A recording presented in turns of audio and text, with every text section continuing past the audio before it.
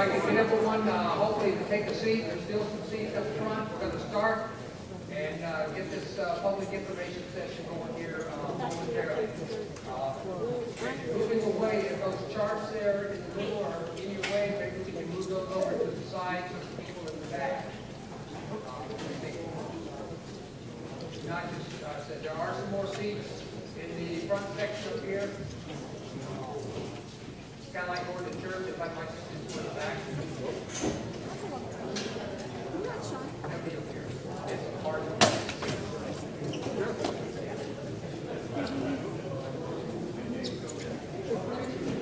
exactly. All right. Good evening, everyone. For those who don't know who I am, I'm Roy Pfeiffer, the first selectman here in Canterbury. Just a couple of items, housekeeping type items. First off, I want to thank everybody for coming out tonight. This is not a town meeting. This is an informational session, information that's going to be provided by the Connecticut Department of Administrative Services and the state police. So I am not going to be running this meeting. I'm going to do a couple of admin type things, and I'm going to turn it over to the state for them to do their presentation. A couple of items, as always, the exits. We have two doors behind you, exit doors. We have exit doors here. I feel like I'm a stewardesses and open wings. No. We have them in the back, in the front, and you can also go out the doors that you came in case there is the need to evacuate the room. The restrooms, you go out the doors that you came in, and the restrooms are down, turn to your left, and the two restrooms are there. So that's my part of the introduction tonight.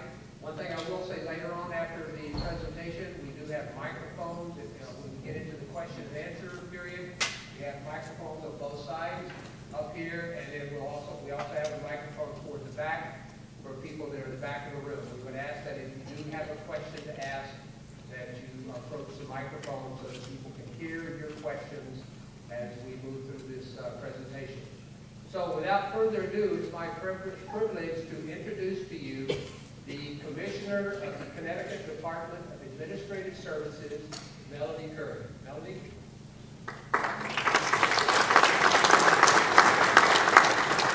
Good evening. What a pleasure it is to be here. What a wonderful turnout. We are so anxious to hear what you have to say. This is the beauty of America, is where you actually come in and tell us what you think. And we have to listen. This is a new process for us that we're doing it this way.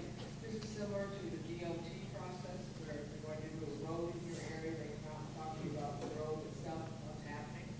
And that's kind of what we want to do. We do a playground for the road. With the company. And they do have the opportunity also about the whole that happens there. Instead of the rumors about paratroopers and all that. There's no guard, there's no full table involved, none of that. Some of the stories that I've heard about here, they get Can't hear you. Can't hear you. Yeah, well, can we close this?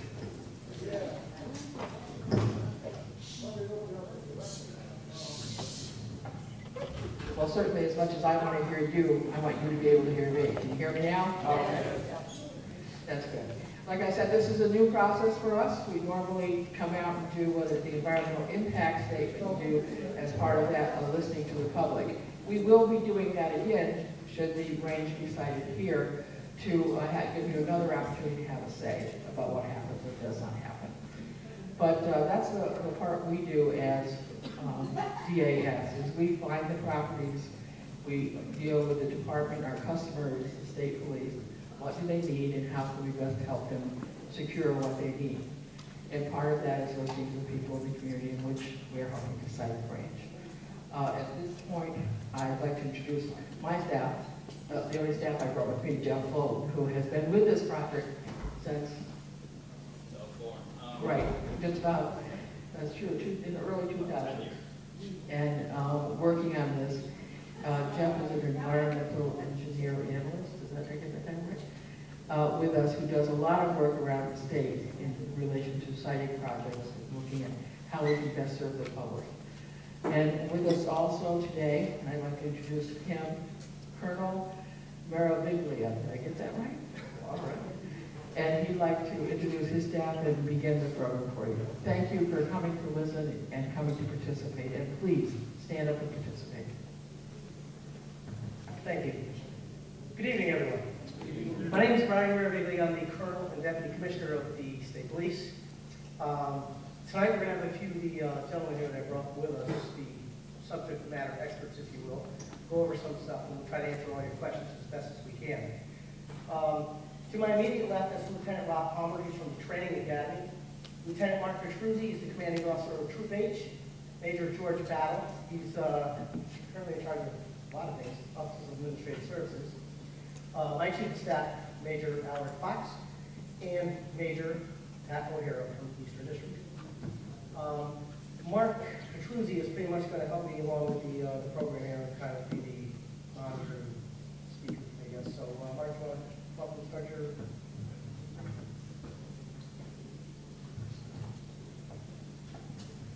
I'm going to put that up there. Can you hear me in the back okay? All right. Good evening. Again, I'm Lieutenant Mark Petruzzi with the Connecticut State Police. Charles introduced me as Commanding Officer of Troop H at the Marker. My previous life before the Barracks Command is I was with the unit that's commanded by Major Battle. So I've been involved in this process not as long as Mr. Bolton over here, but for a number of years. So as the Commissioner said earlier, this is a new step for us. This is much earlier in the process that we've ever presented to the public before about what the project is that we're looking at doing. So as kind of a brief introduction as far as why we're looking at doing this. Our facility that we currently do our firearms training is in Simsbury right now. It's been there since the mid-1940s. We have a significant issue with this location in that it floods multiple times. Basically every year. The location will not work for us anymore. The buildings are physically falling down. We cannot get our training hours in there. We're also very limited to the type of training that we can do there based upon its layout, specifically a rifle range behind a pistol deck. We can't do simultaneous training, causing us to need to go there more days and more days to do the different training that we do. We have been in the process of either upgrading that facility in Simsbury or looking at a new facility since 1986, minimally. Yes, we work very quickly as an agency, as you can tell. So this is not a new project for us. This is not something we're just throwing darts on the board and thinking let's just do this for fun. This is a critical facility that we're looking at trying to replace so that we can do adequate training for all of our troopers across the state of Connecticut. The scope of the facility that we're looking to create, we're looking for a facility that's approximately up to 55,000 square feet of training facilities, including 2 pistol decks, a shotgun deck, a rifle deck, an indoor, what we're calling an active shooter training facility, classroom structure, support buildings, parking areas, and all the utility upgrades and so forth that would have to go along with it. We don't have any design yet, again, because we're so early in this process.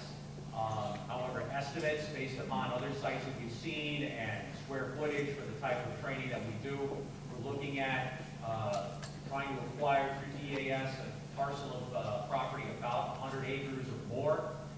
Within those 100 acres, the project will take up about 30 or so of those acres. The rest of the space is to create a buffer, a cushion space, provide for ballistic protection and also for noise abatement away from the pistol deck. That's why we're looking at such, for such a large piece of property. We're actually going to be building something that much smaller. I can't tell you what direction anything would be facing in. That's very much further down the line of what we'd be looking for. Currently, the way our training works, and Lieutenant Palmer, if I'm getting it wrong, please step in. Every one of our troopers has to requalify in their handgun once a year.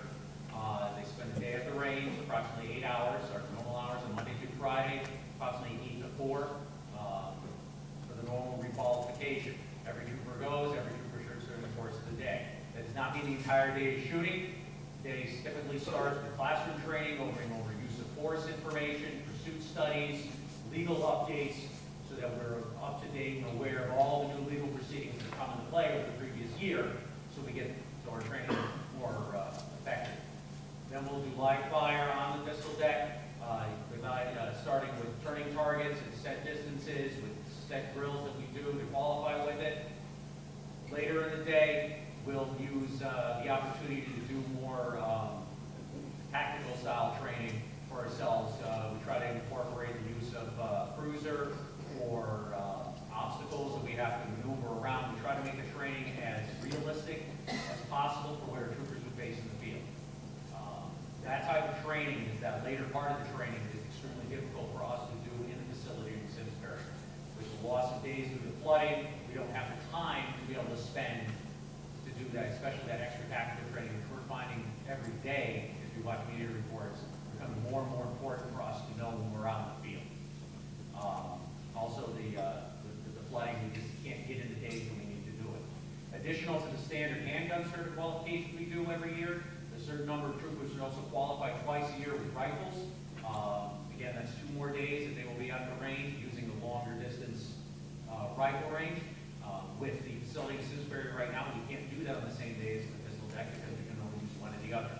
Another new facility with separate decks that aren't, one behind the other, we can get it done at the same time with the right staff, allowing us to get it done quicker and clear up the days and allow for more effective training that we're there as well. One of the other aspects of something we're trying to put in this new facility is this active shooter training facility, being an enclosed building ideally, to be able to simulate hallways, offices, different types of rooms, something we can use and change depending on the scenarios we're trying to change or trying to train for. This would typically be a simulation probably type setup, ideally. Allow us to address the active shooter type situations that you hear about in the media, which unfortunately have also happened in the state. We don't have a facility at our range to be able to do that now, and we can't add that type of facility at our range right now. So, again, these are some of the broad points that we're trying to do, we're trying to look for in this facility we're putting together. It's extremely early in this process. We have to figure this meeting out as we go along in a little sense because it's the first time we've had a meeting like this. So, at this point, I'd just like to pass it over to Mr. Bolton from DAS for a moment, just to give a brief overview of how the official scoping process would go from this point forward. After that, if you have specific questions, we would like to ask people to kind of line up at the microphones along here. We'll kind of go back and forth. As we move during the course tonight, we'll answer as many as the questions as we can right now, as far as what we're looking to do and whatever information we can provide to you tonight. As you go through, we just like to ask, to try to keep to about 3 minutes per question, just so that everyone has an opportunity to speak. And if people are asking the same question, we just like to ask you to recognize people are asking the same question, so we get to everybody's question. So keep that in the back of your mind as we move forward here tonight. So, yeah, would you like to talk about the process a little bit? Thank you. Thank you for coming. Yeah, Jeff Bolton. I'm with Department of Administrative Services. Can't hear. How about this? Can you hear me? So I'm Jeff Bolton. I'm with DAS, with the Division of Construction Services. Our job is to basically do the actual design and physical construction, and also the land acquisition phase, and then we turn it over to the client agency, and again, in this case, is the state police. As Lieutenant mentioned, there are no design plans. What you're looking at in the back of the room are just conceptual layouts of how it could be laid out, and it's the maximum kind of potential build out of the range. So just want to make that clear, this is not actual design. A little bit about the process. Again, this is just a public informational meeting. We're here to hear you, we're here to answer as best we can some of the questions. But what happens is that this project falls under the Connecticut Environmental Policy Act, and it is a defined, specific public process that state agencies have to go through for these kinds of projects. There is a first part that's called the public scoping phase, which, again, if we were to move forward with either one of these sites in this town, we would come back and actually hold an official public scoping process. And again, almost kind of like the format of tonight, but we would give a much lengthy presentation about the history and the need for the project.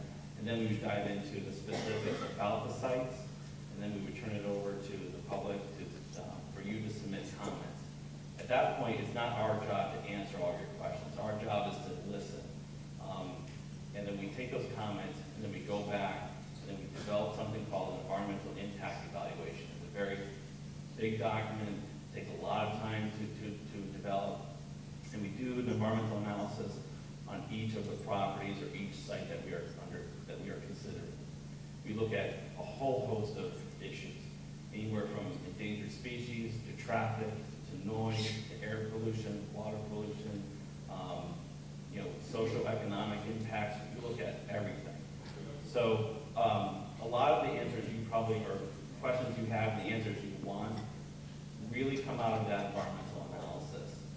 That's where we get specific, where we identify issues, and then we develop mitigation that would kind of offset those impacts. We then make that publicly available, again, to the town. We come back and actually hold a presentation, a public hearing on that environmental analysis. And again, we make it available to everybody. We make it available online. We make it available here at the town hall and at the libraries. So everybody, the public has a chance to look at it, read it, look at our analysis and critique our analysis. You provide that information to us, and then we then respond to those questions and those issues. And we then go and we put something forward called the record of decision. And in that document, we make the final decision. What site, what are the final issues that we're going to mitigate and what have you. Then that goes to the Office of Policy Management. They make a determination of how well we did. Once that process is complete, we then can enter the land acquisition phase in terms of actually acquiring the property. So, and then we also enter into the full design phase. And then that can go on for over a year or so. And then there's the construction phase. So it's many, many months, do I dare say years, away from actual shovel in the ground and actual turning the project over to the state police compared to where we are today. So that's generally what we have as far as the process that we follow. If you have any specific questions, we can answer that. But just to kind of go through the sites, hopefully you've had a chance to take a look. But in the back of the room, we have basically two areas that we're considering right now. And again, these are willing landowners who are willing to sell to the state for this project. So we have two parcels off of Goshen Road, off to, it's the far off to the left, the map in the back. It's comprised of two parcels. I said we did that, yeah. Bring them up front.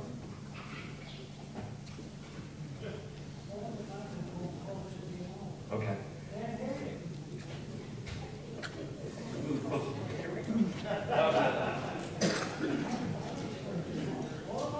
I hear you guys, I hear you. So the Goshen Road is comprised of two parcels, okay? That combined are about 125 acres.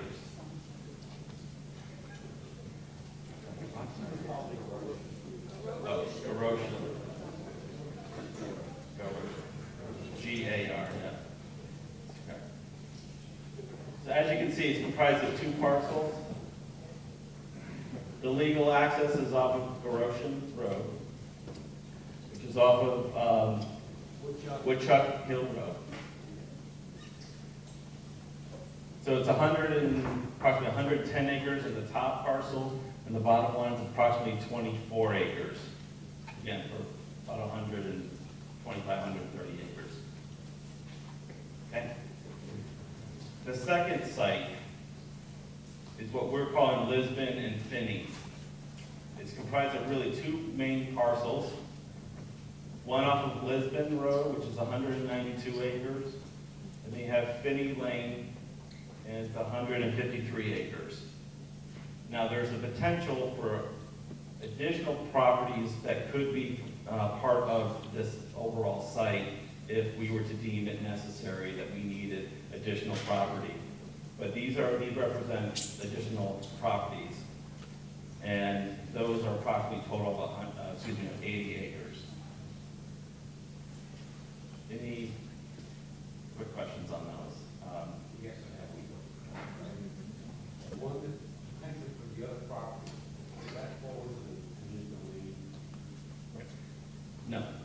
Yeah, so the question was, do these fall under the eminent domain? We are dealing strictly with willing landowners, willing sellers.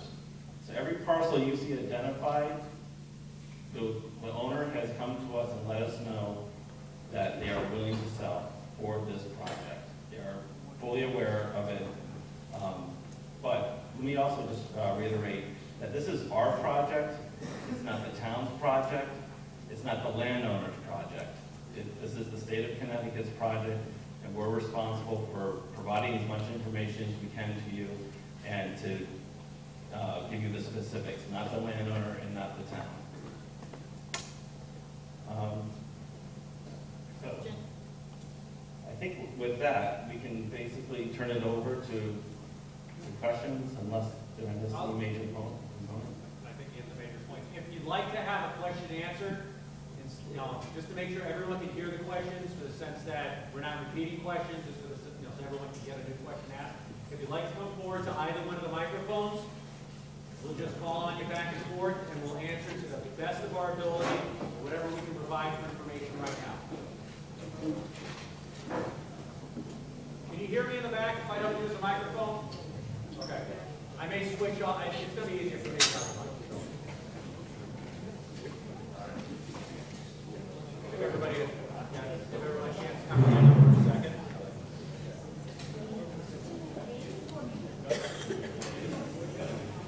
Okay. Sir, you raised your hand earlier, so yes. This is not eminent domain, but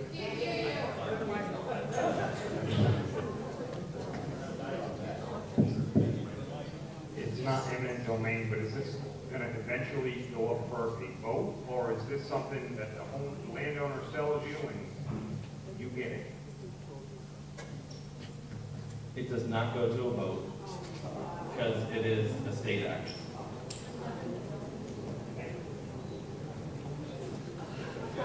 Hi, my name is Ellen Wilson. I live at 7 South Canterbury Road in Canterbury. I'm frankly very seriously concerned about this. You're talking in this skinny, like, Lisbon Road. That's hundreds of acres. It's no hundred like we first mentioned. It's what, in excess of 300. That's a large area that is roadless currently. You know, there's nothing back there, so it's important for wildlife. And about 10 years ago, maybe, or it might not have even been 10 years ago, a scientific survey was done in Canterbury asking people what their vision for the future of the community was, and overwhelmingly people said that the things they valued most were the rural and historic character of the town.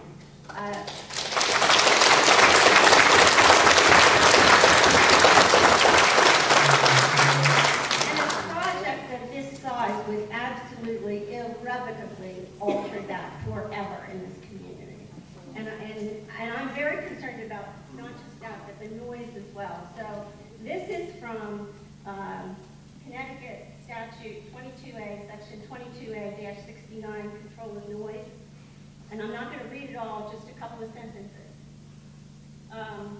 The legislature finds and declares that 1, excessive noise is a serious hazard to the health, welfare, and quality of life of the citizens of the state of Connecticut.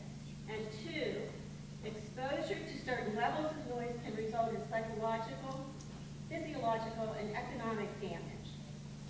And then I'll skip ahead and say, and then it concludes, each person has a right to an environment free from noise that may jeopardize his health, safety, and welfare. I'm frankly really doubtful that the noise be controlled in such a way that it wouldn't have an impact on people who live anywhere near this, and possibly even people who live miles away, depending on how the sound is conducted. Thank you.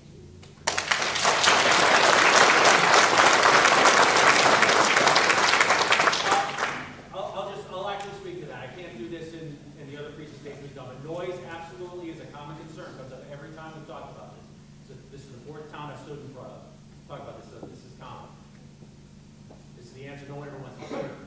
Answers about noise, if it ever got down there, are points that are answered in that environmental impact evaluation. And there are numerous ways to address noise. There's different types of trees that can be put up. There's sighting of it depending on the topography.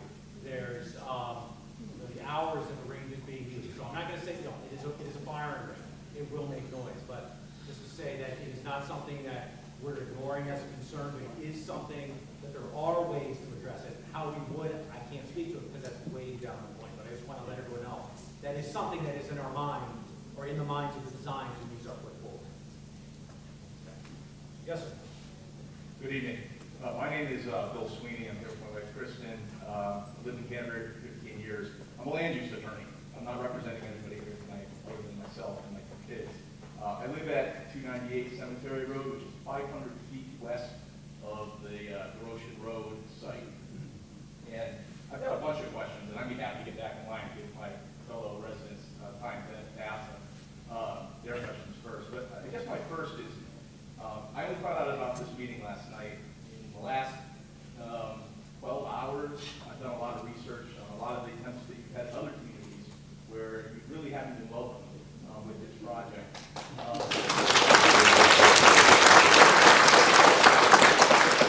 I really had no idea that the Lisbon Road, Finney Road site was even involved until I came tonight. So I'm not going to comment on that, but I really hope the neighbors from Lisbon Road and Finney Road comment. It's your neighborhood, and you should really speak to that. So I was going to ask a question about Goshen Road in particular. There's two parcels of land there. Our town assessor has them labeled as 87 acres and 25 acres.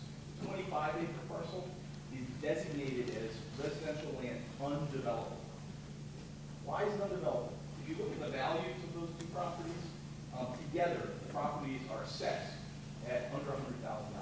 My 1.5-acre building lot is assessed at almost the same amount. There's a reason why. It's because it's all wet. There are streams and wetlands through that property. If you go to the state wetland inventory, it's shown there. The Plan of Conservation and Development for the town of Canterbury calls that out as a wildlife corridor, a greenway, a pathway to connect the beet and grassy properties to lands that are conservation lands in Scotland.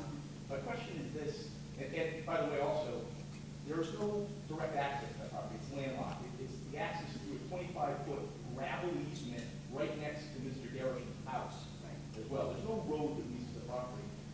My question is this, what kind of due diligence did you guys do when selecting these properties to show us? I mean, typically, and I looked through your plans when you were working in Wilmington, when you were working in East Windsor, when you were in Glastonbury, you had specific criteria to lay out there. You know, have you done a title search? I can see those aerial photos right now. I can see the wetlands. I do this for a living. I can see the wetlands for both of those properties. There are forest pools in that photo all over the Goshen Road site. I mean, I would think that you'd want to do a first cut first and say, listen, is this a site that's even possible? I think you've been sold a bill of goods on the Goshen Road site. I know the owner.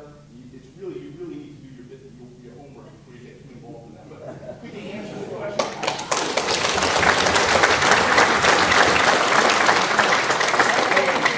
I'm not trying to be argumentative with you, but can you talk a little bit about the due diligence that you did to get these two sites in front of you?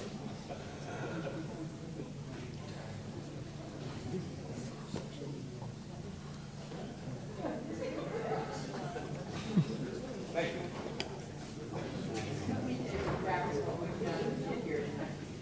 As I told Turn up the volume. you, this is a new process for us, brand new. It's come and feel the gauge of the town. How do you feel about this? What do you think? Before we spend a lot of energy, time, it is because we were approached by the landowners, because we asked, please come forward if someone would like to see this sited on their property in their towns. We have had other first selectmen and representatives come to us and say, please consider these areas. You're not the only town under consideration, but we thought it was important to come and listen to you first, hear what you had to say, and just as you listened to us. But we haven't done the drill down due diligence this gentleman mentioned in relation to how many wetlands there are. We know there are a lot of wetlands, and Jeff, I think you can probably speak to this better than I as to what we've done, but it's very, very preliminary. Please understand that. We're here to listen to what you have to say, less than we are about what the property is about.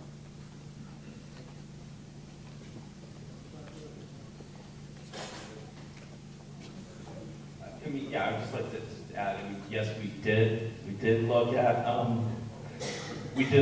the GIS. We did look at all the available information, statewide information, and the site would not be up here if we could not take that program and put it on there and do it. There were, for example, some sites where it was like 100 and something acres. 70 acres of it was water. And then the remaining parcel was all wetlands. That was immediately rejected because we're not going to fill in a pond, we're not going to fill in a lake. So these sites that you see, we do feel we can work around those resources. Again, the environmental impact evaluation will dive into the actual details and the mitigation. And plus, when I talk about that 30-day scoping notice process, that's actually us coming back, and the information you just gave us is exactly what we would be asking for specifically. So before we actually pay the consultant to go do the full analysis, we get all this information from the local knowledge, and then we take that back, and then we give it to the consultant to review. And then the due diligence as far as the title and all that occurs again later on. Just like the commissioner said, we don't want to spend a lot of resources, because it's tomorrow night is Voluntown, then it's Griswold, and there are a lot of other sites, so we don't want to just spend title searches on 17, 18, whatever properties. So the goal is to really hear, is Canterbury welcoming?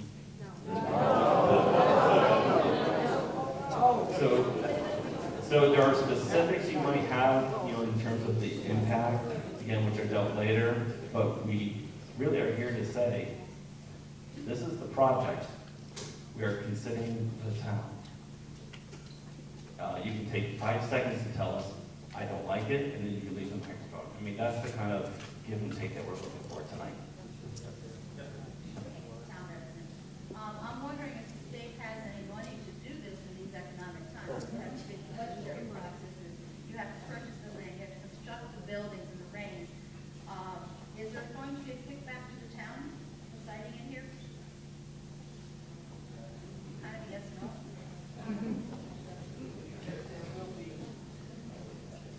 There will be pilot funds that you receive, that's payment in lieu of taxes that you receive from the state. And I'm sure you have the advantage, well, not assigned to your community, of having approximately on average of 30 state police in your town every day. I'm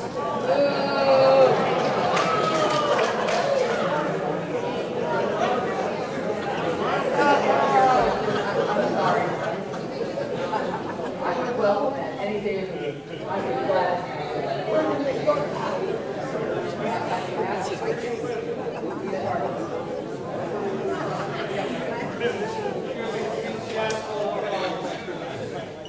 Okay, we know the state's cutting funding every time we turn around, so we can't project the pilot funds will be here next year. The question would be, do the police pay, they use their state car? Yeah, they travel around. Who pays the mileage and the travel on that? Is it picked up and they're given mileage and use of their cars? The use of our vehicles is part of the contract. Okay, so we're paying for that too, and they're coming all the way across the state. I'm questioning, why aren't you putting this into the center of the state? More of your cops are on the other side of the state than you have them over here. I don't think it's gonna float town, because we have more cops in our town, it's gonna help. How many hours a day operational will this be? Normal operating hours in the rain is approximately 8 in the morning to 4 in the afternoon. How many days a week? Typically 5. Yeah. Typically, but not exclusively. Okay. Is it only the police able to use this range? Currently, it's the Connecticut State Police that uses our facilities. Again, I can answer the question of what we do now. That's why. Our Simsbury facility is used by the Connecticut State Police. In some small cases, we do share use with some limited resources with some local departments and also some federal agencies that we work with on a daily basis. You can't answer how far sound travels. Everybody knows my voice travels far, so I'm sure John goes a lot further. If we're an indoor range,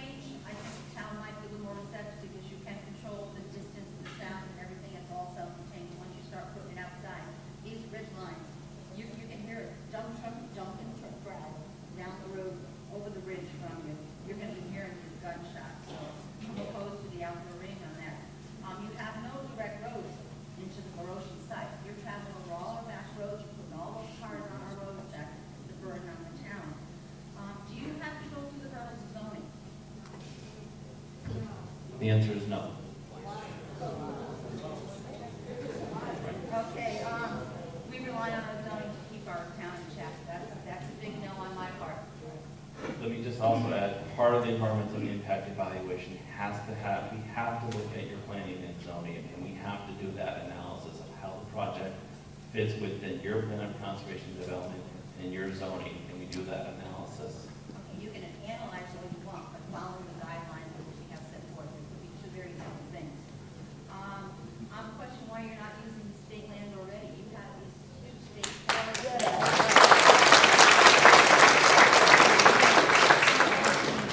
State land, okay, that these facilities perhaps could go into instead of taking up the quality of life of one person in this town. To me, it's not worth giving up the quality of life of that one person. Does it affect me directly? Perhaps, perhaps not. But if one person who's the neighbor, his water, his food farm. You have industrial parks. You can put them in industrial parks. Those people, they're 8 to 4 every day. You're not impacting somebody's house. Some might put it that way. I would ask that you go to a town that really wants you. I understand from the articles in the newspaper that Valentine is hot for you. No way!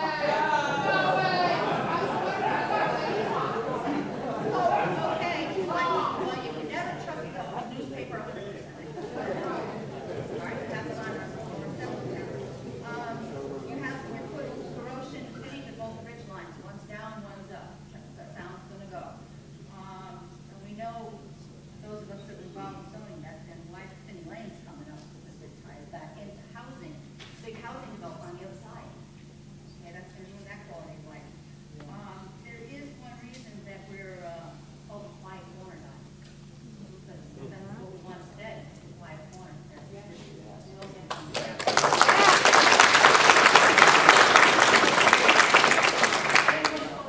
One fine lady in the crowd that said, isn't it ironic that we're here dealing with guns in elementary school?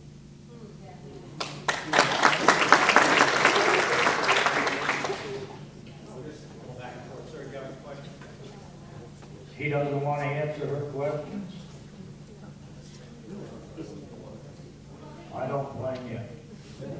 All right, first of all, I'd like to welcome the state police. This is more state police I've seen at one time in this town in the 40 years I've been here. And you guys are doing a great job. I don't know why everybody wants to do a state job.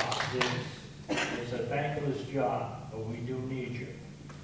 Questions on our road. I live on Woodchuck Hill Road. I farmed the land that's off of Erosion Road. I know the land very well. It is a lot of wetlands and stuff back there that you people will find out about. The things that concern me is, number one, most of your activity is at night. When you people are out chasing the bad guys in the woods, all right, are you going to have a wooded area so you can train in these facilities? Are you going to have X amount of state troopers that I know none of you have governors on your cars because there isn't a one of you that stay within the speed limit. So,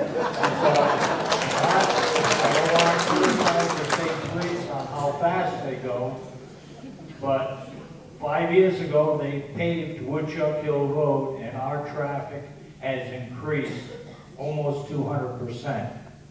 And that's mainly to do with the casinos. Now, you say that the state police training facilities, they'll be training during the day, they'll be training at night. All right, they'll be training inside, they'll be training outside. I myself have a farm on Woodchuck Hill Road.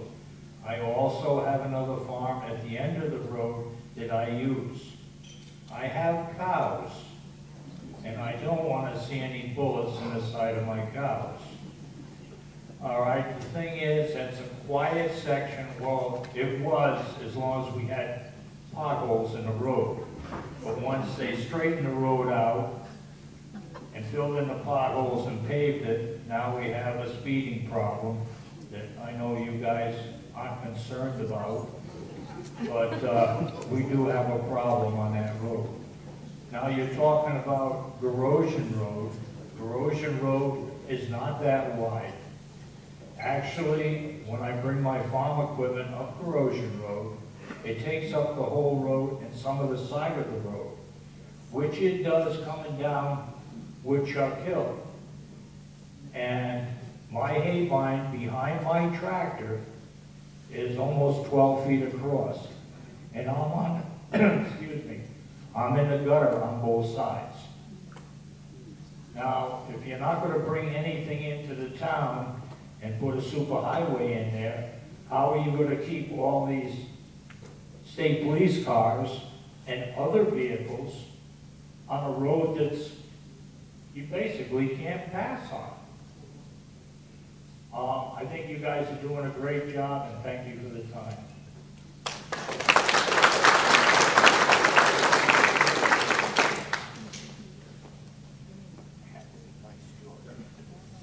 I think Jeanette Chilway asked a lot or stated a lot of things that probably I had questions on, but how are you, if you had a dozen pieces of property that you're looking at throughout the state, how do you rank them? I mean, obviously, there's going to be some kind of ranking that's going to go on here.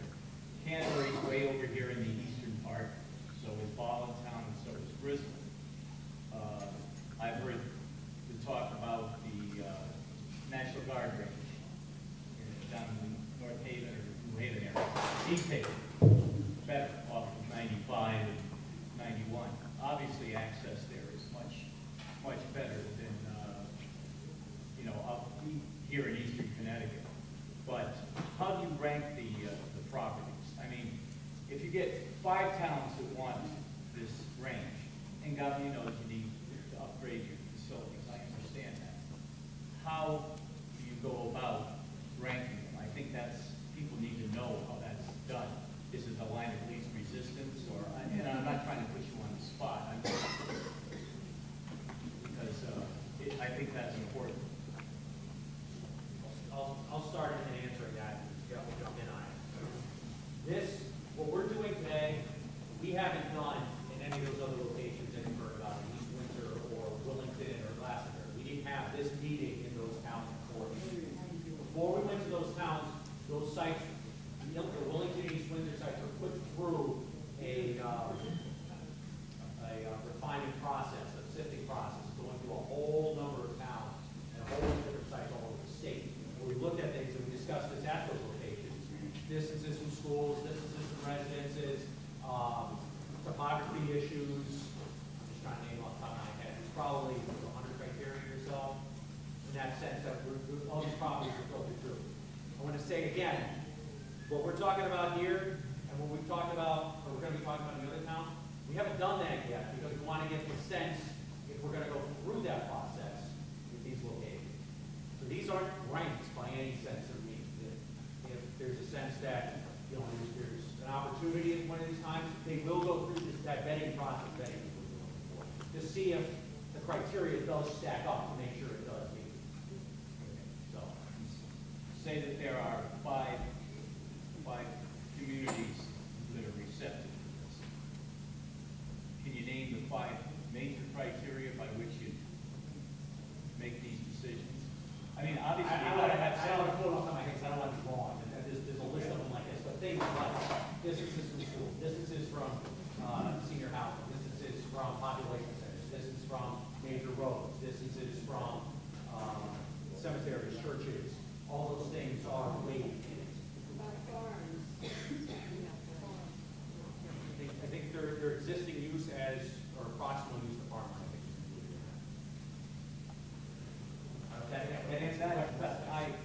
I guess overall, it does. Other people are going to, they need that. Thank you. Sorry.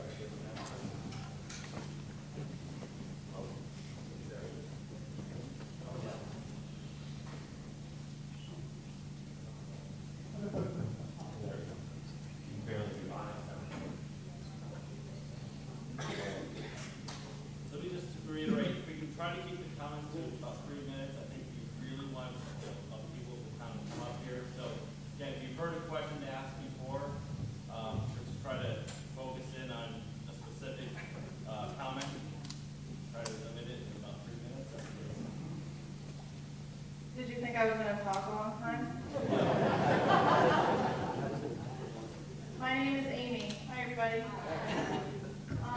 I grew up in Canterbury, and I moved away.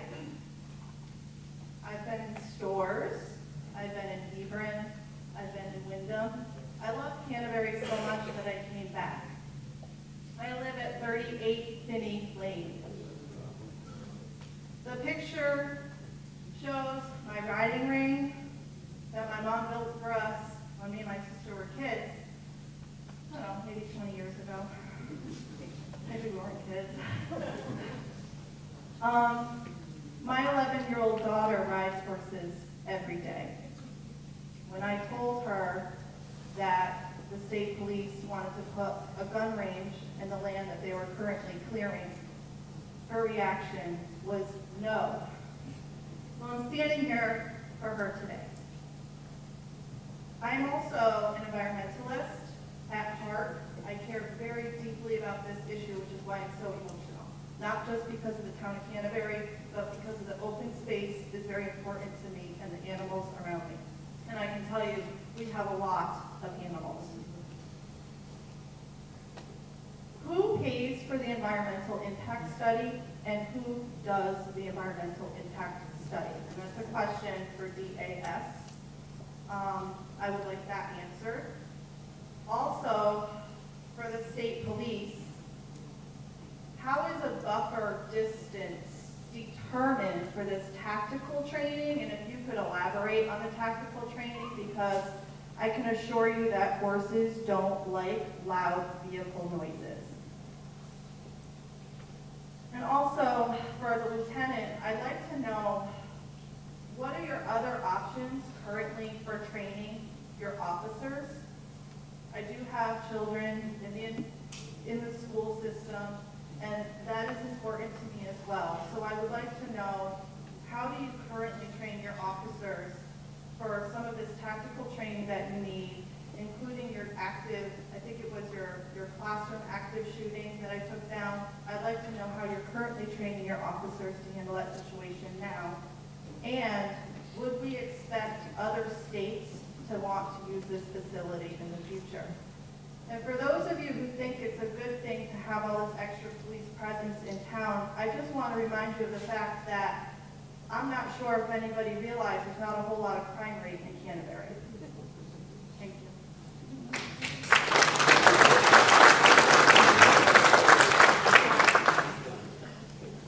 Okay, let's see if I can remember. Don't sit down yet. Wait, so as far as what was the DAS? Oh, the cost and who does the EIE, right? So the cost is paid for through bond funds. So it comes out of the bond commission and it's allocated specifically for the project. And so that's what we use to hire the consultants. DAS, we hire the consultants. It's usually one firm that has multiple disciplines underneath it. They have wetland scientists, they have traffic engineers, air and noise experts.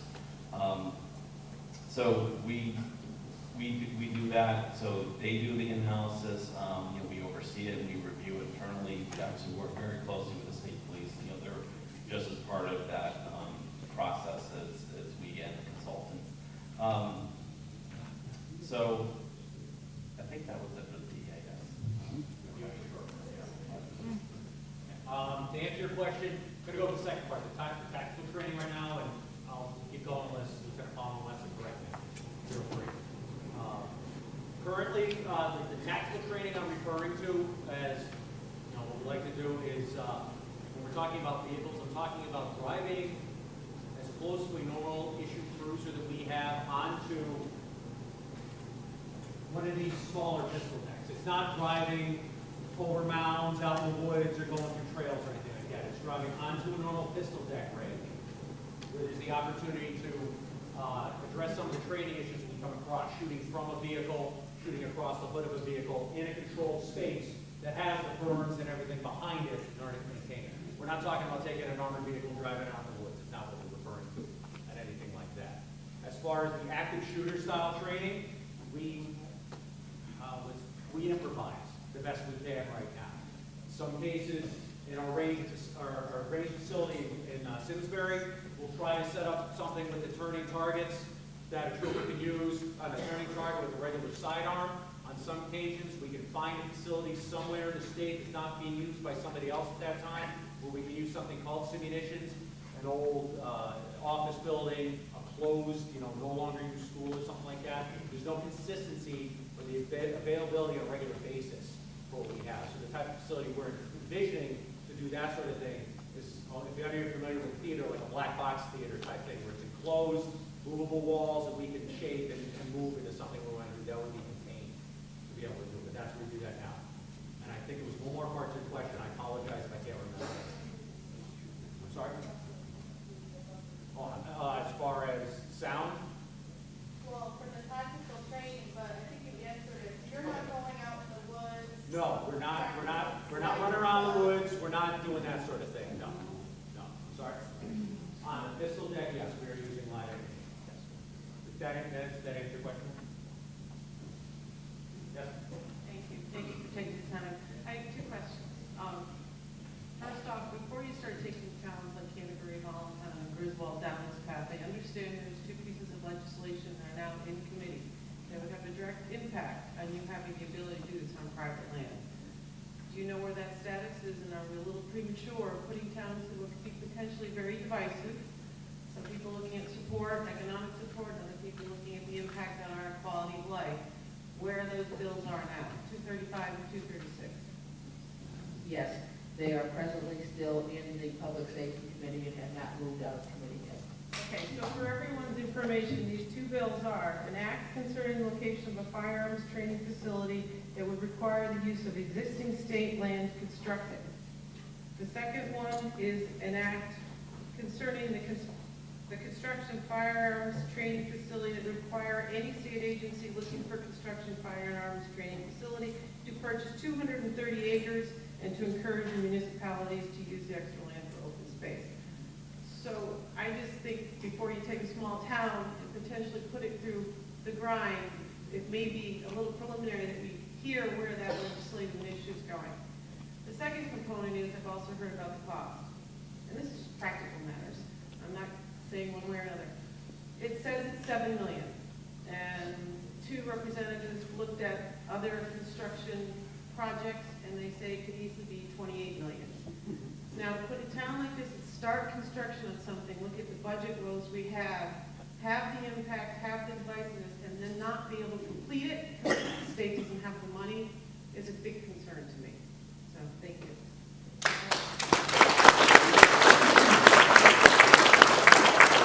In relation to your question, ma'am, the bill is in committee. It came out, I believe, a day after we had set up preliminary opportunities to come to various communities, have discussion.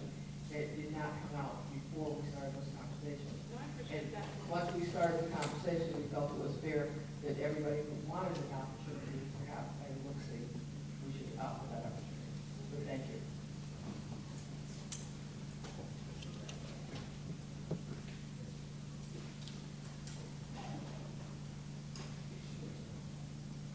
Hi, my name is Larry Taylor. I'm a property owner on South Canterbury Road. We retired here 4 years ago because it was nice and quiet. So I don't want you to think my question is impertinent. I realize it's early, but in your description of the process that we now go through, I didn't quite catch at one point it would be too late for us to do anything.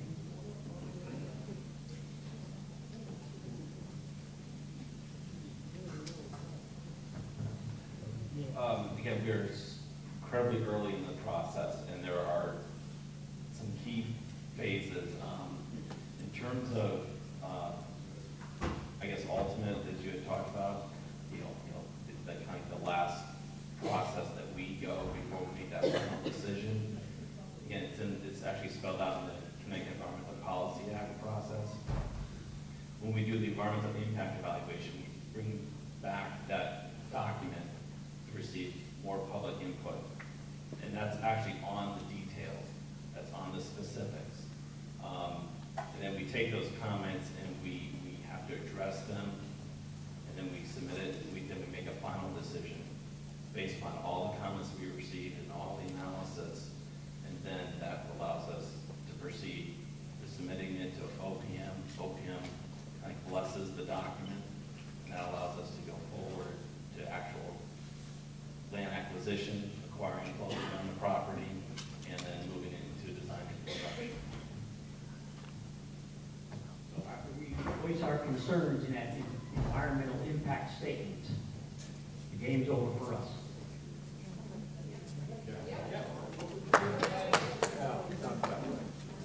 I know it hasn't been made, but we're not going to have anything more to say about it.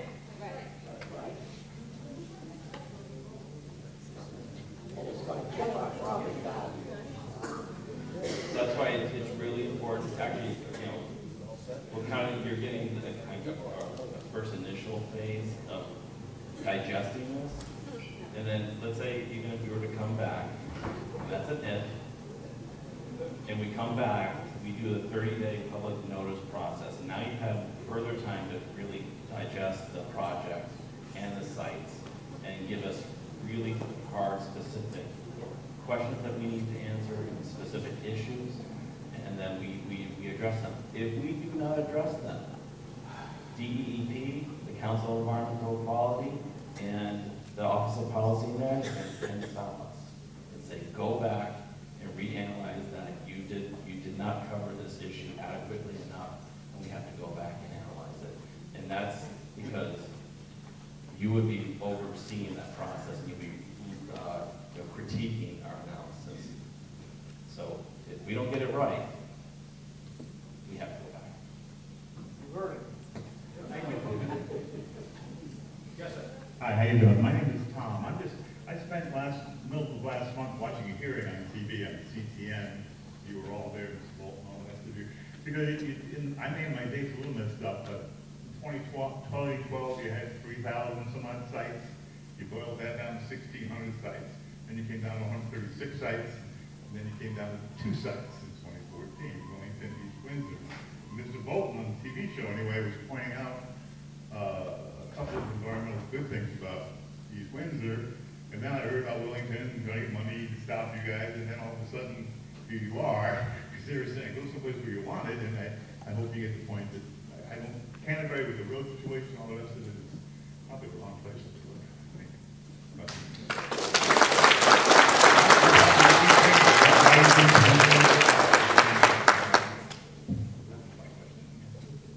Your question is why are the other two locations out? Yeah, East Windsor and Wellington, you spend all this time, all this effort, all the environmental stuff already.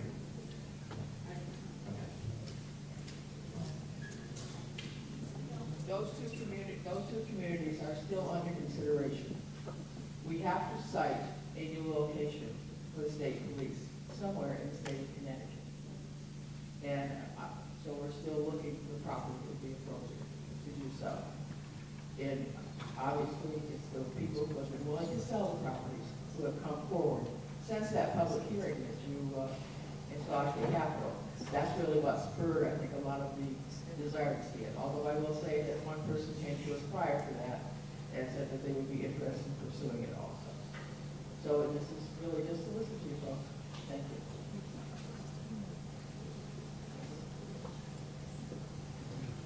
Hi, I'm Norm Pelliswood. I live at 65 Woodchuck Road. That property, all that property was part of my father-in-law's property. Part of a 200 acre deal. He was a farmer.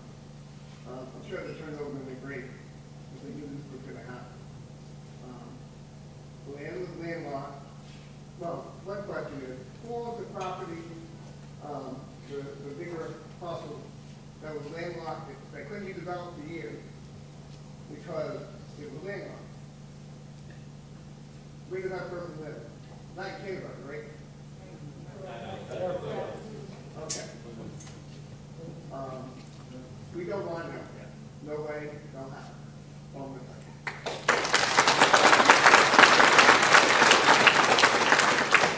Hi, my name is Peg DeBarring. I actually am a landowner in Griswold, and we are considering purchasing property in Canterbury. We're in the negotiation process of buying a nice piece of property on Bennett Pond Road for a retirement home. And there was a reason that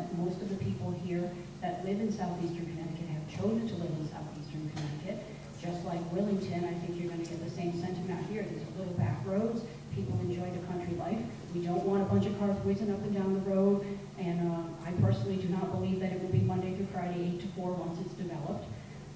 I also am a taxpayer in the state of Connecticut, and I think you have other options you need to look at in this economic time.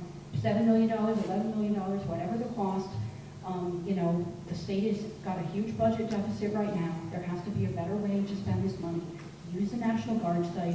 It is absolutely ridiculous that you're going to drive all the way across Connecticut just to practice shooting guns. And people here don't want it. And I will be the first one. Sorry, this is the way I have to meet my new kindergarten neighbors, but I will be the first one to, you know, help organize to fight this project, and we will do whatever we have to do, form a group, just like Wellington did, but we will put up very loud resistance.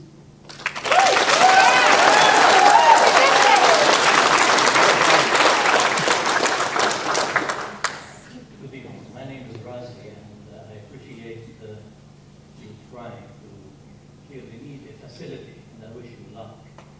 I own 147 acres, mostly on the east side of the property that you're considering putting your thing on. And a few years ago, we put an easement on the vast majority of the land so that it will be protected forever. And we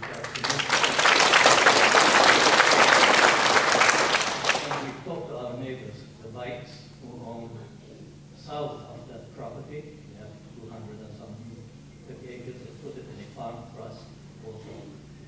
And we were happy when we came in 81 and to find that there was still some chunk of land not crisscrossed by roads. And we were happy to see that the Deans had built a beautiful pond down there, which was really a masterpiece, and they had their compound there. So we were surrounded by great neighbors, and we've seen it as something that we can leave after we leave here. We're getting old. And that will be for wildlife. It's a great corridor. It's an unspoiled area. And we really don't want to see something like that project there. Not that we wish you not to find a place, but I think this is the wrong location. I cannot speak to you.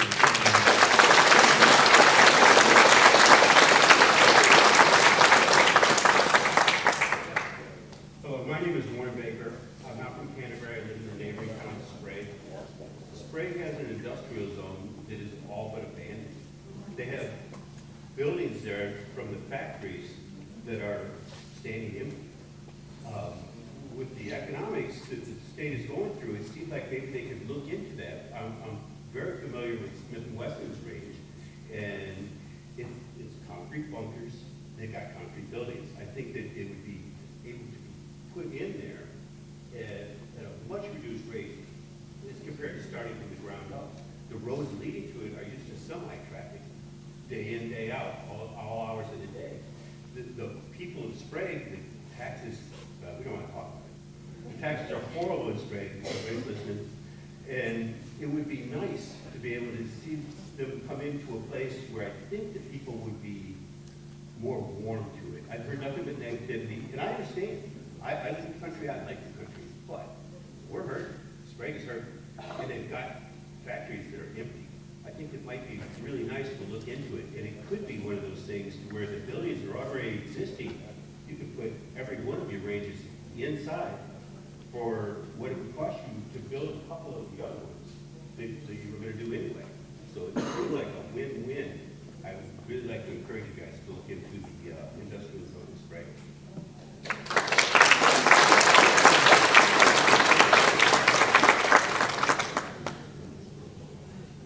Good evening. I've never ever seen so many people in this town in one place at one time. Congratulations. I attended one of the school dances that I took care of at the town hall, at the school. Where is it? Okay, to give it a point. This is not my norm to speak publicly, but I had to come tonight. My name is Pellet, the only Pellet in town on Lisbon Road. And I do not favor this project. Not one doggone dad-blame bit. I know they need a place, and I know what happened to the place they have. I checked into it. I don't blame them for wanting a new one. But let's put it on state-owned forest land if we have to.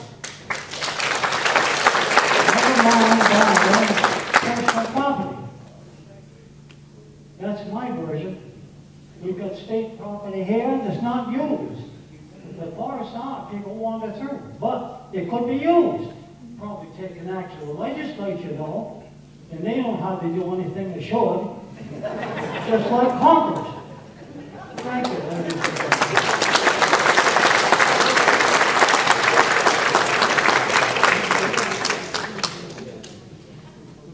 Hello, I am Michael Roshin, and I live on the Roshin Road. And more than a question, I'd just like to point out some info on the map. If you look at the end of the Roshin Road, which you said was your only legal access onto the property, as the neighbors know, there's been a, 2 years ago, there was a legal involvement on what the right-of-way entails, the width of it, what it would be used for. So I'd just like to inform the committee that the legal width of travel is only 20 feet, which is not enough for a 50-foot town road, which I feel that you would need. So that has been settled, and also it says in the statement that it's for residential use only. So looking at that landlocked, otherwise landlocked piece of land, you might have difficulty trying to develop it through that area. Because I would be willing to make adjustments to the width of the right-of-way.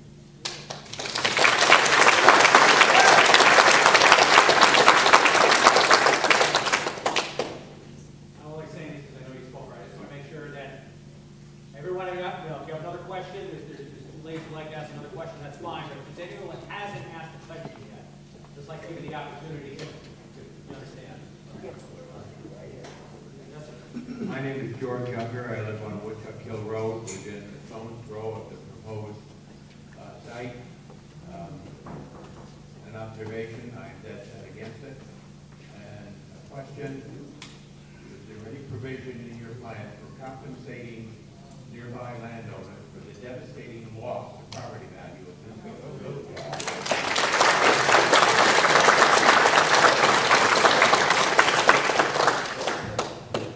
Again, if this were to go forward, as part of the environmental impact evaluation, we dive into those details. We dive into the economics. There is a cost-benefit analysis that is done. So those answers would be part of that overall environmental document that, again, you would get a chance to review. So we do look at it. That's not going to compensate us. But we look at impacts, and then we look at compensation. We call it mitigation. So we would identify potential mitigation. We cannot offer that to you right now because we don't know what the impacts are, but that is something we have to do by statute.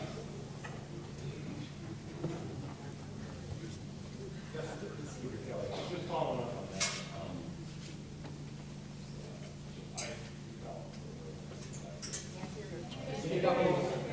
So I do development for a living. We develop projects that are massive power plants. And I understand you can't know the impact for your mitigation beforehand with these measures. In terms, you can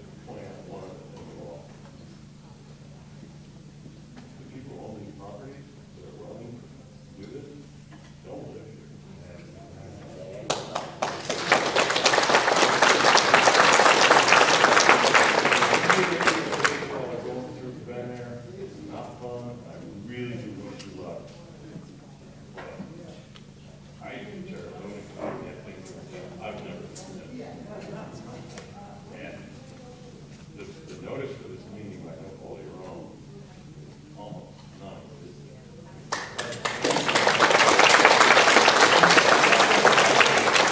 these folks, listen, we have selectmen, it's their responsibility to keep us informed. It didn't happen, and still. The next meeting, if it is publicized, I would suggest before you do anything in the way of final applications, do another meeting and make sure it's publicized and get a true sense of where folks are. I think this is where they are. I wish you the best of luck.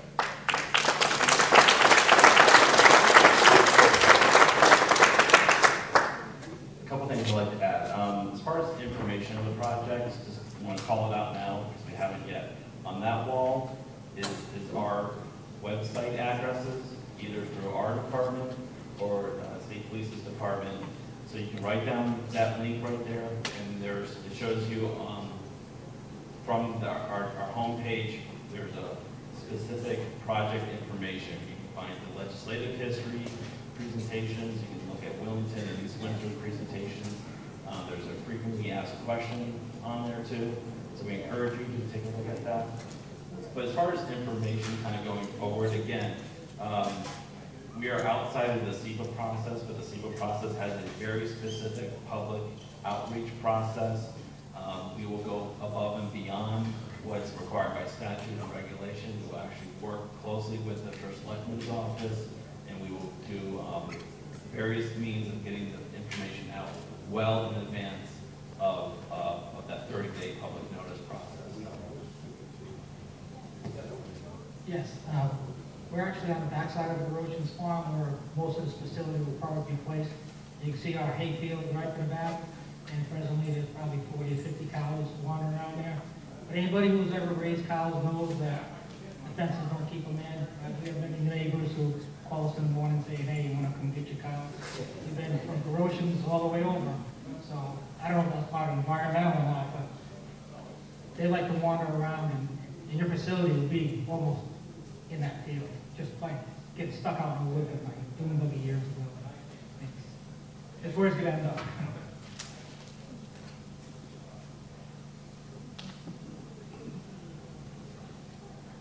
Hi, thank you for being so brave to come out to Canterbury.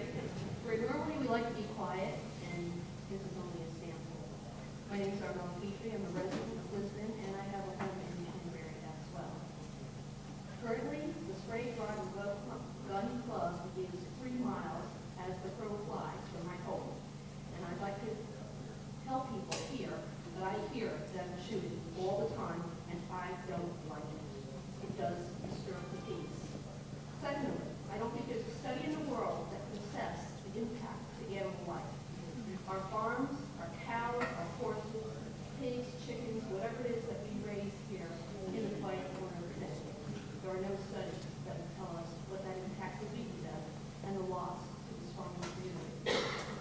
I also like to point out to the community that study after study has been done that shows the real economic impact to homeowners is at least 30%.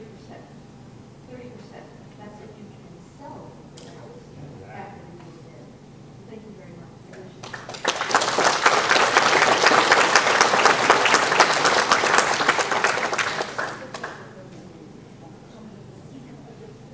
Hi, I'm Debbie Mean from Valentine. We used to go tomorrow night. My property butts up to, you can't kill where you want to put this facility. And someone earlier said, why don't you put in a state forest? The reason you don't put in a state forest is then you have to follow the state rules, correct? Oh, you said no. You said no. Because we already have to follow the state rules. Yeah, but nobody's going to come up to a Valentine and stop anything because Bob Sapinski, he left already. I was left in that open to Valentine without telling anybody. We just found out a week ago that you were coming to Valentine. That's why I'm here, because we're going to need everybody, all these towns to stick together to keep everybody out. Woo!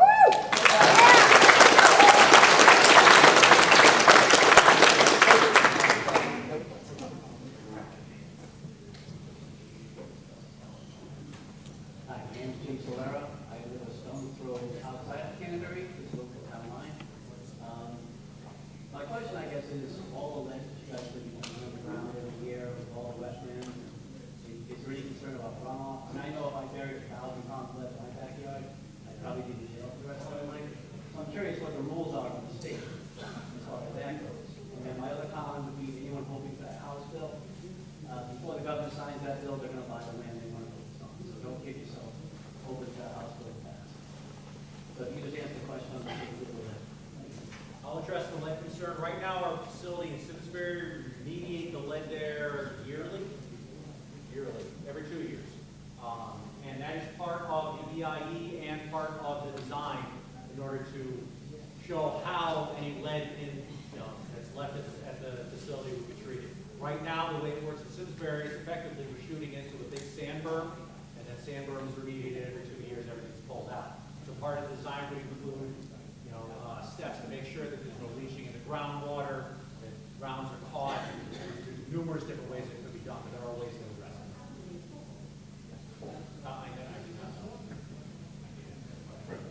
I'd just like to add that it's not necessarily remediation, it's actually reclaiming the lead. So the lead's in the berm, we reclaim it. It doesn't mean there's this massive pollution that we are remediating with. So there's different terms. But like the lieutenant said, the EIE looks at all kinds of new technology, bullet trap systems, lining of the berms. So we dive into the water quality, not just surface water quality for the wetlands and streams. We look at groundwater quality too. I just have a quick question. You're here to gauge our response, and I think it's been overwhelmingly no. What's the next step? It's no. So do you take these, go home, and we don't hear from you again? Because you asked us, and we said no.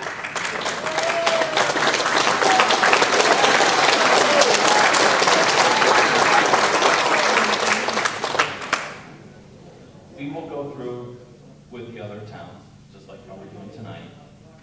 We will then go back between the two agencies and collectively take all this information down, really, again, look at the sites, and then we're hoping maybe towards the end of the month or so, we will have some definitive yay or nay in terms of towns. And then we kick off the whole entire CEQA process after that. So we don't want to drag this out for years. We don't want to drag this out for months and months and months. So. Right, but I know you have other towns that are waiting because they haven't been taken off the table. And I don't think we really want to live with that if we don't need to for 2 or 3 years while you're deciding what you want to do. I mean, we don't want it. I think we're pretty clear that we don't want it. I don't know why you expend any more resources on it.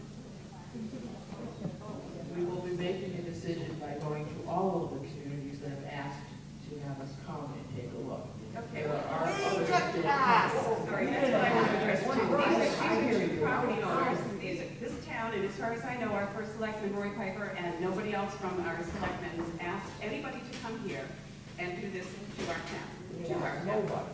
So I look at it that way. We have 2 private property owners, one who has landlocked land who cannot do a damn thing with it. And that's why he's now gone to the state to say he wants the property. I understand that he wants to make money. We all want to make money. I want to make money too. I've got property, but I'm not going to sell it to somebody who wants to put a gun range in my nice quiet little place. So we've said no.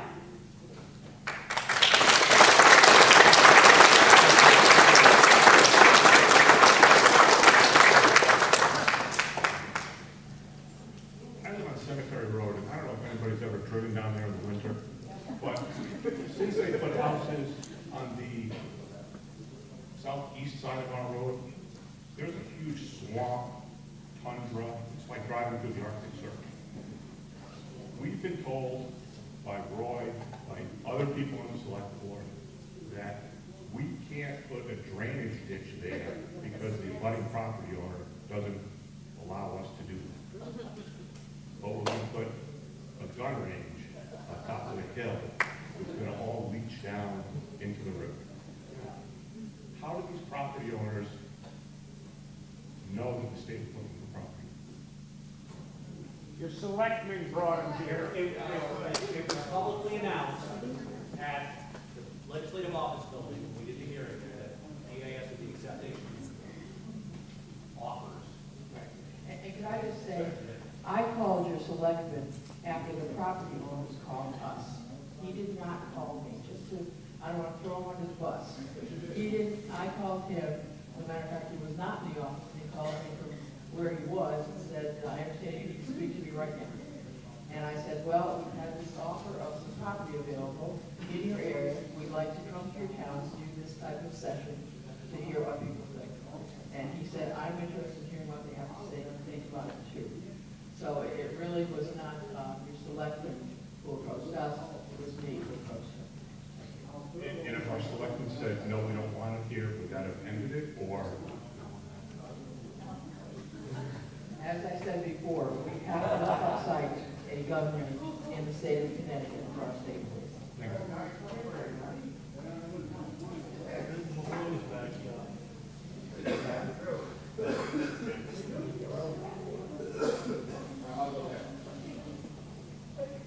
I live on Cemetery Road as well, and I'm a frequent runner, biker, walker with my animals. And I'm wondering how the state police are going to be able to keep the traffic under control. I've been out there. We have no sidewalks. We have no areas for people to be walking. We don't even have yellow lines because our roads aren't wide enough. So how are we going to protect the people who do ride their bikes, who do go running, who do go walking? From the traffic. Because you're going to have 125 places to park. You're going to be coming in for 8 o'clock and coming out at 4 o'clock. You're going at school bus times.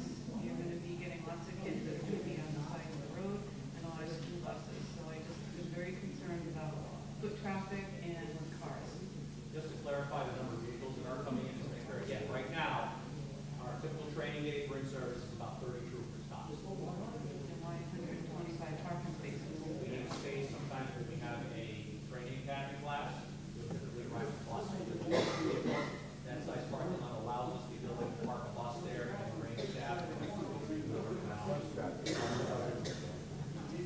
It's also up to 125 parking spaces. Again, everything we've decided, again, this is the up to. And how are you going to police yourselves as far as speeding? I mean, I almost got hit by state policemen once on the road.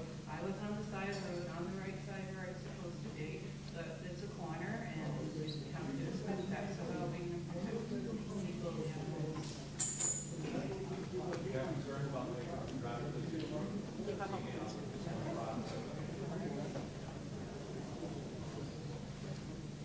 Thank you for your patience.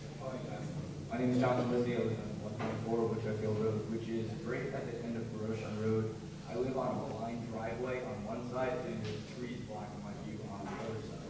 So if you're bringing 30 troopers down from 8 to 4, which when my kids are getting on the bus and getting off the bus, if they ride the bike up Roshan Road, which my family has owned property here for years, and I live in the camera all the time. Spent many years in the woods behind Roshan Road property. I know that it looks like the back of my hand. I would like to keep it here for my kids to go learn how to hunt and track and to be able to fish without having to worry about bullets flying everywhere. I am a gun owner. I am responsible for that round that comes out of my pistol or my rifle at any time. So you guys should be responsible also. If I cannot walk in the woods safely, then I don't think you should be here at all.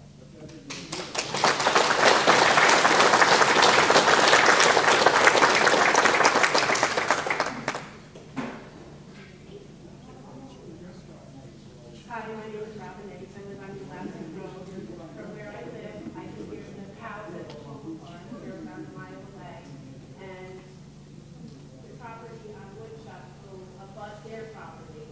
And I'm pretty sure I won't be able to hear the house anymore. But the question that I have is not just for our community, but for all the town of Bristol. We all of the communities here pride ourselves on the kids. We're all about the kids. There's a lot of children.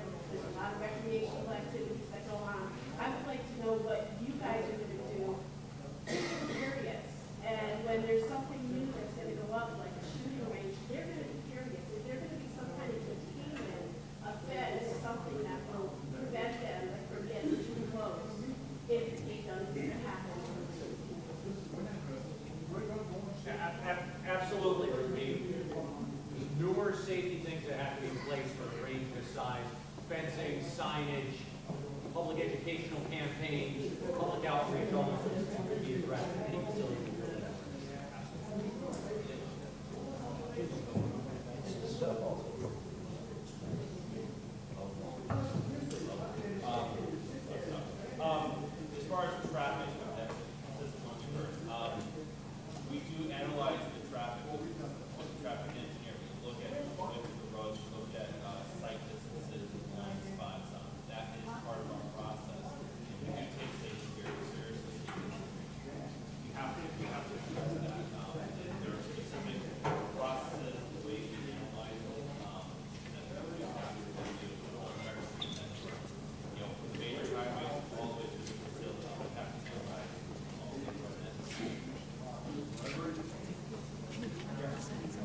name is Joe Gary, I'm from Scotland, Connecticut, and I applaud you guys for doing that.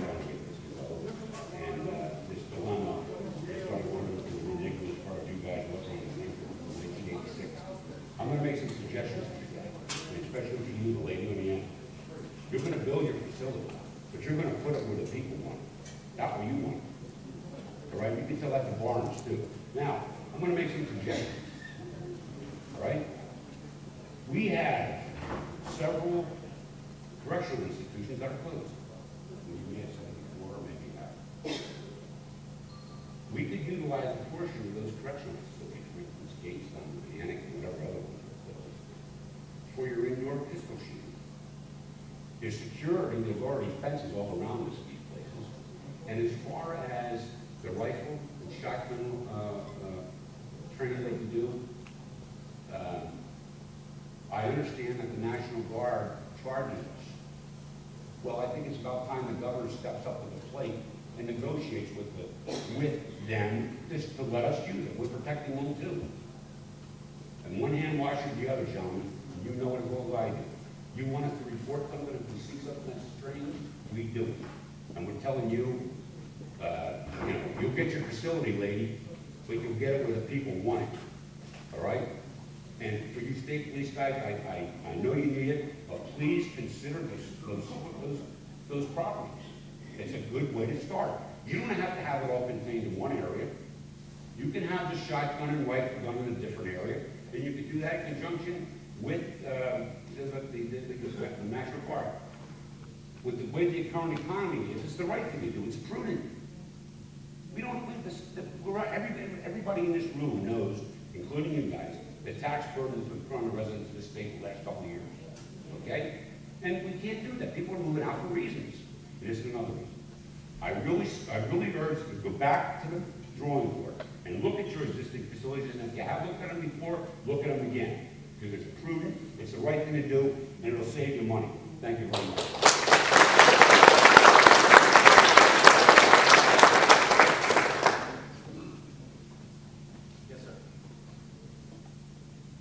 Richard Jenkins. I've been a resident here for a little over 27 years, which isn't half as long as most of the people here. I just want to address the issue about the difference between our rights as voters and residents and your rights. And I know you feel you have every right. And when push comes to shove, you're going to get what you want, regardless of what we say. If you really feel in the democratic process, which we do, you'd put this to a vote. Give us a vote on it. We'll give you an answer. We'll tell you whether you're doing the right thing or not. Go ahead and do your assessments and all your evaluations. But bring it back to us and let us vote on it.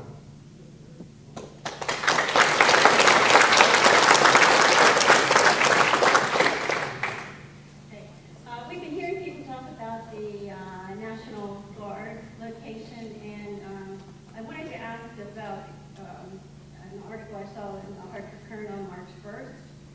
And two members of the legislature's Public Safety and Security Committee, Senator Tim Larson, Democrat from East Hartford, and Senator Tony Guglielmo, he's a Republican from Stafford. They have both called on state officials to strongly consider using the National Guard firing range in East Haven for this purpose. You're probably aware of that. But and this is a quote from Guglielmo. He said, "I continue to believe that we already have a state facility in East Haven where the Connecticut National Guard trains, and that facility is available to the state police 240 days a year, and so a new facility is unnecessary." So I'm wondering, is that seriously being considered, that location? Mind if I take that on? Folks, by way of quick introduction, my name is Lieutenant Ralph Holman, the current commandant at the training academy. I'm responsible for the academy and for the firearms training unit that's currently sitting there. Over the years, the East Haven Rifle Range keeps popping back up as an alternative for us to do training for our firearms purposes. And we've taken a very long, hard, close look at that facility. And what we found is the nature and scope of the training that the National Guard do there doesn't lend itself to the threats that we train our personnel for. We have specific training paradigms we use because of things like Sandy Hook and San Bernardino. And those ranges are static, sit in a foxhole, lay on the ground, shooting facilities that don't allow us the opportunity to move about and shoot in the manner to which we would have to if the threat were inside a building or we were up against somebody that had similar type of firearms we trained in. So that East Haven range keeps popping up. It's something we've looked at going back to when Sergeant Lou Rose, now retired, first brought that East Haven range property to everybody's attention in terms of the ability for us to use. When we put together the training program for our agency, we tailor it specifically and by anecdote to what happens in the real world. You heard Lieutenant Petruzzi talk about shooting out of cars. That came specifically from the Willington shooting, in which Trooper First Class Jimmy Reedy had to draw his firearm, even in his vehicle, point it out the window, and try to stop a man that was shooting at him with a high-powered rifle. So between that and things like San Bernardino and Sandy Hook, that facility just doesn't provide us the opportunity to do that. So we're looking for is somewhere where we can create a facility that will meet the needs for us to train our personnel to be safe and for them to protect you. So as the 240 days that range facility is available, between what we do currently in Simsbury and what we hope to do in the future to meet the ongoing needs we have, 240 days is not enough. So it wouldn't meet even the minimum number of days that we need to train. Now, I've worked as a fireman. I've worked at the training academy since 2006. I've been a firearms instructor since 2007. I've worked my way from the academy staff up to the commanding officer of that facility. We take very specific, close note of what goes on in the world, and we try to train our personnel as closely to what they're going to face out there on the streets as we can. And East Haven just doesn't meet that need. Yes, sir. Sure.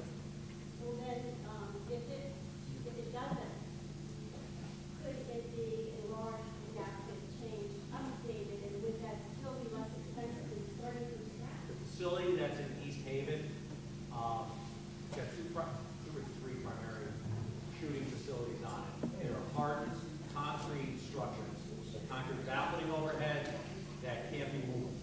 The extra land around those structures are in the floodplain, have already been identified by the National Guard as potential future development of that. For other uses.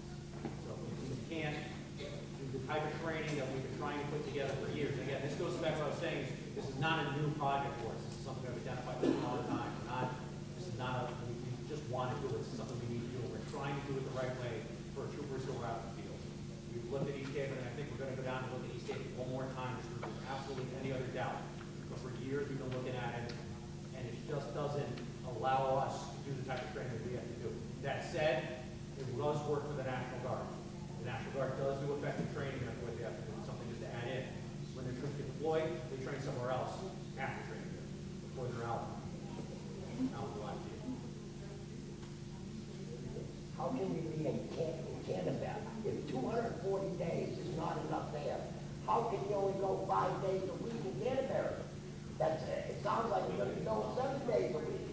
Here it's only 365. With the type of setup that we're looking to do here, we can do more in those 240 days. What you're saying is you're going to be in Canterbury all day. We're already using Simsbury all day from 8 to 4. So we'll be able to do more during those hours than to allow us to do the training that we're trying to do. That's the way they're set up safely to be able to use that. Mark over here. Yes. All right, I've been up here once before, and I'm sitting here listening to a lot of bullshit, to be perfectly honest with you. First of all, you say you need training facilities. You use a school, you use a factory, you use this, you use that. You can't build all these things on one piece of property. You use a building that's not being used, and that's where you set up your training. Back when, 50 years ago, when I was on the police department, we did our training in one facility. I know things have changed a lot in the last 50 years, and we've got things like the school systems, that you got to go through metal detectors and everything else, and you can't even get into the school to get your own kids. But the thing is, you've got all these vacant buildings throughout Connecticut You do not need our little quiet corner. Now, the other thing is, I'm the president of Canterbury Seniors. And on Thursday, we had Roy Piper come up before the Canterbury Seniors and give us somewhat of a rundown. And Roy could not answer the questions because nobody informed him on what was going on. All right? And you've got people that are anywhere from 60, 80, 90 years old in the Canterbury Seniors, and these people love this town. And they've got stories going way back when there was only one car on the road or one house on the road. And now they want some kind of development, and you want this, that, and the other thing. Use the facilities that are already out there.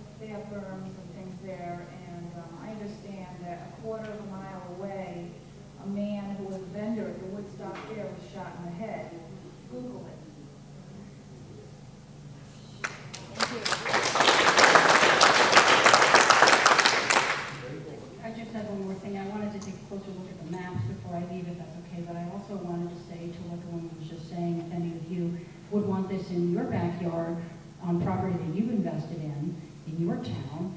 And I also read something when I was Googling this tonight about a facility in Massachusetts where all the neighbors in the community are still complaining about the noise now that they've allowed it in their area. Thanks again, Bill Sweeney, talking for the second time. I'll be brief. Just to respond to a couple of questions that came up. The state police website has an actual PowerPoint presentation on the whole project, and it lists all the criteria they use. So I know one of the gentlemen mentioned, somebody asked, what are the criteria used? They have it all broken down. There's several pages of it. All of that is considered in the EIE. So, those website links, make sure you write them down and take a look at it, because you can get a lot of the information off them. The other thing, the bill that the Senator Guglielmo has put forward, 234, we've got reps here. I don't know if Doug Dubisky's here. I don't know if Nate Flexer's here. If they're not, they should be. But you should contact your legislators and tell them you want support for that bill. It's not a Republican or Democrat issue. Tell them that you want that bill. That bill is really important. First of all, it cuts off the money for any private purchase of any property for this project, but also it requires an actual study of the alternatives that a lot of us have been asking for, and a lot of the detail that's required on what's buffering, what kind of remediation or mitigation activities could be used. It requires the state to do their homework in advance of coming forward with the site. So it's a really good bill. I think it's going to get bipartisan support, but you got to reach out to your state rep and your state senator and tell them to support that bill. Right now it's in committee, it needs to get out of committee, it needs to be voted on. If it doesn't, it'll die in committee. So you got to make that call, make that, you know, and send that letter. The other thing, in Ellington, the Board of Selectmen voted against the project. In Willington, anywhere in Willington. They also put $100,000 aside for a legal defense fund to fight the project. Now, I'm not suggesting we have $100,000 to spend on legal defense for the town, but our Board of Selectmen could take action based on what the turnout tonight to say, listen, we don't want it anywhere in our town. We don't want it at one of these two sites. They can do that. It doesn't change the state. The state is still looking. They can look at the properties, but it sends a message that the locals don't want it. And something I would hope the Board of Selectmen would at least consider in the relative short time frame. And finally, somebody said, well, it's sort of a done deal. It's not a done deal. There's always a remedy. And there's a remedy at law. There's recourse to our courts.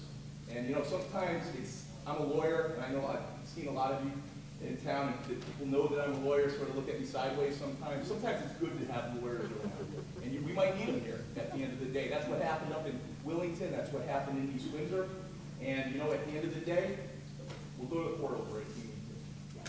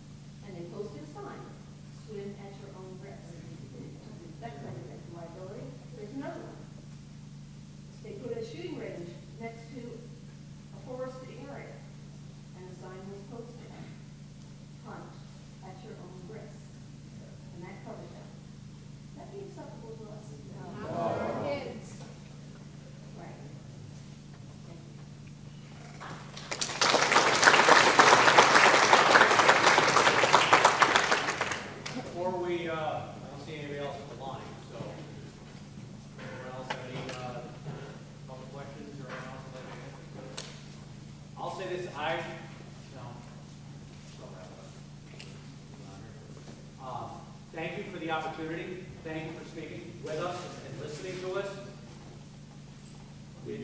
Thank you, is what I'm going to say. With that, I'm going to stay here. It's probably, if you have another question for me, I might be able to answer something in a little more detail. I'll answer it for you. I think any of my counterparts here will be willing to answer any questions we have for you. Thank you for your time. And also, we will accept written comments, especially for those who couldn't be here. Let's say your neighbors. Up on that bulletin board, we have an email contact.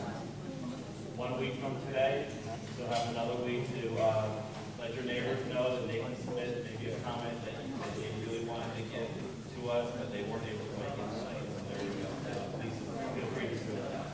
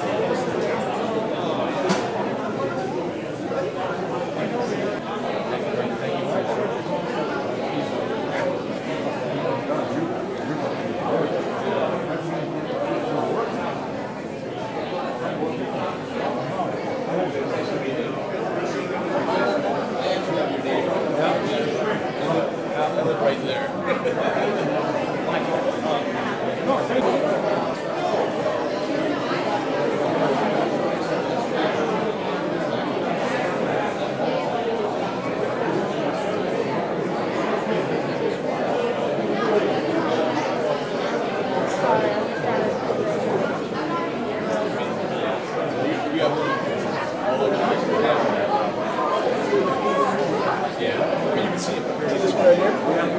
got them all. We're hearing 40 people. Unit spring assessment. I don't know about that.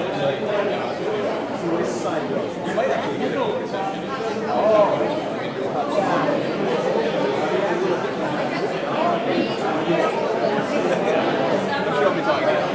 She called me 2 weeks ago tonight. Said, set up a meeting. Yeah, you hear from people, you know what I mean? And I learned a lot from that. Like you said, I didn't know at the meeting what was all being discussed. Thursday at the senior meeting, he turned around and said, I don't know. I don't know what they're going to do. Because the seniors were asking questions. So what's that technical term you want to use there? Anyway, yeah. Take care. Everything